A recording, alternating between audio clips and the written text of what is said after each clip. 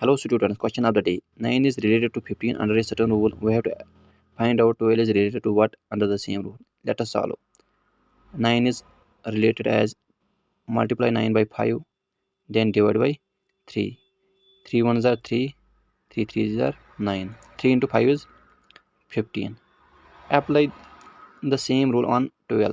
12 is related as multiply 12 by 5, then divide by 3. 3 ones are 3, 3 fours are 12. 4 into 5 is 20. So option C is the answer.